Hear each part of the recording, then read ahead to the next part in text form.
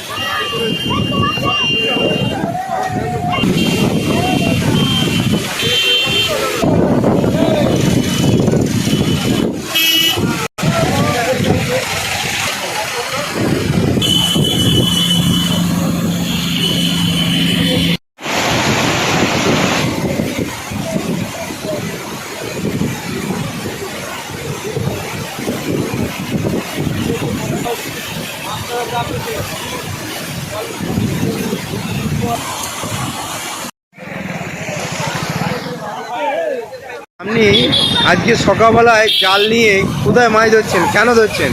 এই ঝাল রাস্তা এখানে বান এসছে, বানের দুটো এখানে জাল থেকে মাছ ধরছি, সকালে ধরছি, এখন ধরছি।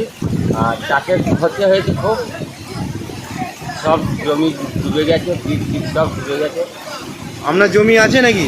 আমার জমি নাই, পরের জমি চাষ করছি। কতটা ক্ষতি হতে পারে এই জায়গাটায়? অনেক জায়গায় ক্ষতি হয়েছে।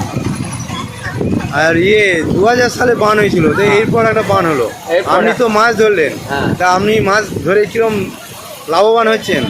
লাভবান হচ্ছে, ঠিকঠাক দেখাশোনা হচ্ছে। আপনার নাম? আমার নাম সুভাষ মাঝি।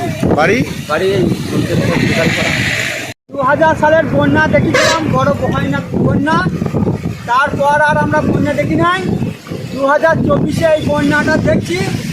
এই বন্যায় মানুষের খুব ক্ষতিগ্রস্ত হয়েছে, বা রাস্তা ডুবে গেছে, চলাচল খুব অসুবিধা, জিনিসপত্রের দাম খুব বেড়ে যাচ্ছে হুড়ুর করে। তা এবার চাষবাস অবস্থা কেমন? আর চাষবাসের সব তো যা রোয়া হয়েছে সে তো সব জলের তলায় চলে গেছে, সে আর হবে না, আর আশাও নেই হওয়ার। আপনি তাহলে কি করছেন আজকে বানের জলে? বানের জলে বসে আছি, জাল নিয়ে দেখলাম যে কিছু মাছ যদি হয় সেই বলি এলাম এখন। আপনার নাম? আমার নাম বদরুল মণ্ডল, গ্রাম লোহার। মন্তেশ্বর মালডাঙ্গা ডালি কি দেখতে পাচ্ছেন? মন্তেশ্বর মালডাঙ্গা রাস্তা, যেটা আমাদের মেন রোড হচ্ছে মেমারি ট্রেন যোগাযোগের রাস্তা, তো সেইখানেতে আমাদের পুরোপুরি যোগাযোগ বিচ্ছিন্ন। আর এই বৃষ্টি তো আমাদের বন্ধ হয়েই গিয়েছে, কিন্তু জল কী কারণে বাড়লো এটা আমরা জানতে পারছি, ডিবিসি জলের জন্য বেড়েছে ভীষণভাবে। এখানে চাষের ক্ষতি তো হয়েছেই, বিশেষ করে কালকের থেকে আমরা যে কী সবজিপাতি খাবো সেটা আমাদের বিরাট কষ্টের জায়গায় এসে দাঁড়িয়েছে। মানুষ দুর্ভোগ এক কথায়।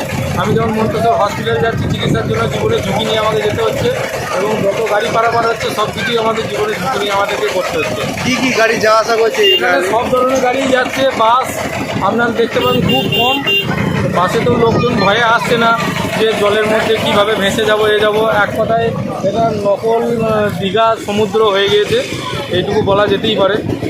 কোন জায়গাটা হয়েছে? এটা মন্তেশ্বর মালডাঙ্গার ঢাল বলে একটা আমাদের এখানে চল আছে, তো এই জায়গাতে আমাদের হয়েছে।